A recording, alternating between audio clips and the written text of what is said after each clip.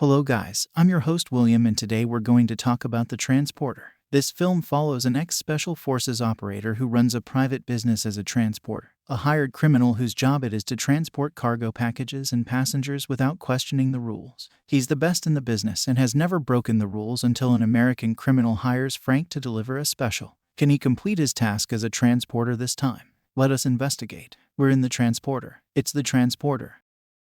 The Transporter starts with a man named Frank Martin. Frank is a former special operations soldier who is now a driver and a highly skilled mercenary. Frank now resides in southern France and is recognized as the Transporter. Frank is preparing to carry out his job, which is to deliver 3 men from a private bank to a location specified in the contract.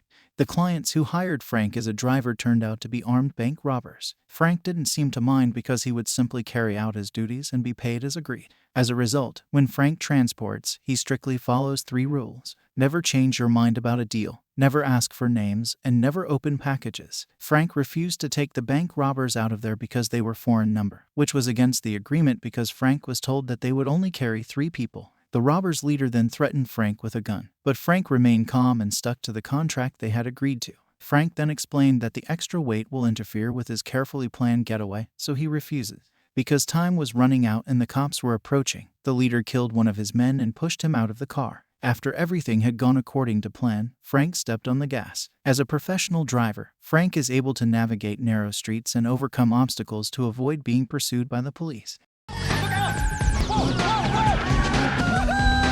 After Frank successfully transported the robbers to their destination, the leader, who was pleased with Frank's performance, then offered Frank more money to transport them to Lyon. Frank, on the other hand, declined the offer and chose to return to his home on the French Riviera. When Frank arrived at the house, he immediately cleaned his car and changed the license plate. Frank turns out to have a secret cupboard full of fake license plates that he frequently uses while on the job. Frank then watches a television news broadcast about the arrests of the robbers, who are his ex-clients and are attempting to flee elsewhere with their amateur driver. Following that, a local police inspector named Tyrone came to Frank's house and inquired about his black BMW, which was identical to the car used by the robbers as they fled the robbery scene, but with no real evidence against Frank Tyrone. Finally, not long after receiving a call from a prospective client who required his services that evening, Frank met the man and struck a deal with him to deliver a 50-pound package to an American named Darren Betancourt. Frank requested a fee of $40,000 up front,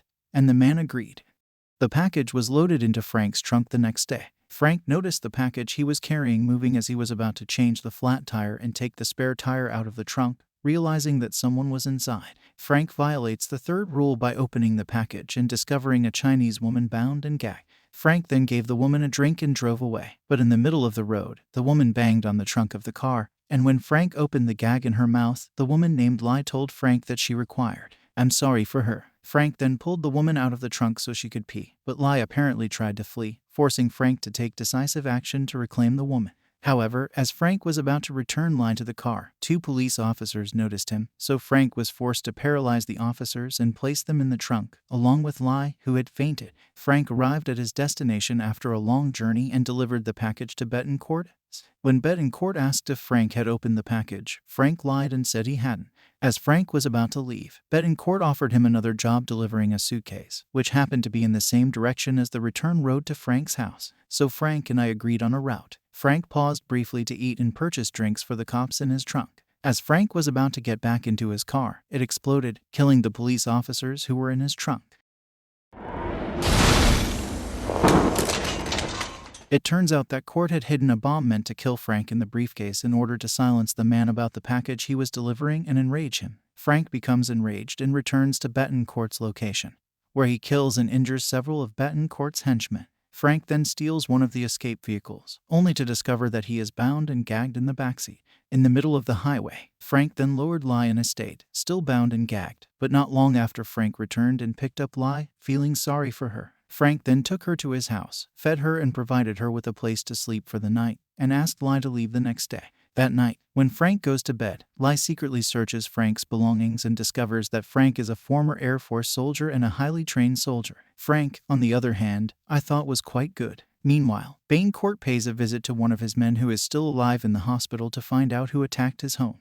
Court killed his men after learning that Frank was the one who had attacked his residence in order not to reveal any information about him and his illegal activities to the police. The next day, as Light prepares breakfast for Frank, Tyrone returns to Frank's house, suspecting Frank after his car was discovered on fire not far from Frank's house, with the bodies of 2 police officers inside. Frank then stated that he had gone to the area yesterday and claimed that his car had been stolen while he was there. Tyrone didn't believe him and asked Frank again, but then Lai appears and supports Frank's alibi by introducing herself as a chef and Frank's new girlfriend, claiming to have found no evidence linking Frank to what happened to his car. After Tyrone left, Frank's house was finally empty. Frank immediately requested that Lai leave his house and enter his. However, shortly after Court and his men attacked Frank's house with indiscriminate gunfire, Frank immediately took Lai to hide in a safe place Court, then ordered his men to fire missiles, intending to destroy Frank's house, which also housed Frank and Olihu. When the missiles were fired at them, Frank and Lai barely made it to the underwater passage, where Frank had prepared his diving gear for an emergency and swam to the nearest safe. The following day, Frank and Lai are summoned to the police station to question Inspector Tyrone about what happened to Frank's house. Tyrone questions Frank about the person who destroyed his home and his involvement with that person. However, Frank claims that when the incident occurred, he was swimming in the sea with Lai and had no idea who was responsible. Tyrone was once again skeptical of Frank's words. However, his interrogation was cut short when one of his men informed him that the police commissioner wanted Tyrone to see him right away. When Tyrone left his office, Lai took advantage of the opportunity to access Ty's computer to find information about Court, which he then shared with Frank. Tyrone then let Frank and Lai go because he didn't have enough evidence to keep them at the police station any longer. By bet, Frank was already presumed dead. Court intends to rebuild his villa and begin a new life in order to put an end to all of this, then advises Lai to avoid further involvement with Court and putting their lives in danger. In court, Lai revealed that Bet was a human trafficker who had 400 Chinese people trapped in shipping containers, including Liz's father and siblings. Court would enslave them and sell them. Hearing this, Frank felt sympathy for Lion and decided to assist in her rescue. Lai and Frank then went to bed in the courtroom. When Frank arrived, he immediately hit Court and pointed a gun at him while Lai searched for files regarding the container holding 400 Chinese, including her family Court, and then reveals to Frank that Lai's father Kwai is also a human trafficker and Court's accomplice in crime. Frank thought Lai had duped him, but when his henchman arrived, Lai instead pointed a gun at her. She finally obeyed her father's orders and laid down her weapon after being threatened. Kwai henchman subdued Frank where Bet was. In court, he informs Frank that the container contains only 395 Chinese. Tyrone, on the other hand, learns about Bet in court from his computer, which displays information about the man, rushes to Bet in the court's office and discovers Frank unconscious when Tar arrives. Quiet, Bet in the courtroom. Frank is accused of kidnapping, lying and attempting to blackmail. Tyrone then directed his men to arrest and imprison Frank. Tyrone urged Frank to tell him what had happened after he regained consciousness. Frank then told Tyrone about the hundreds of Chinese people being held in containers and about to be traded as slaves by Court and Liz's father. Realizing that Frank will not be limited by a search warrant and will be able to solve the case faster than the police, Tyrone agrees to assist Frank in escaping from prison and poses as a bogus hostage before freezing him that evening.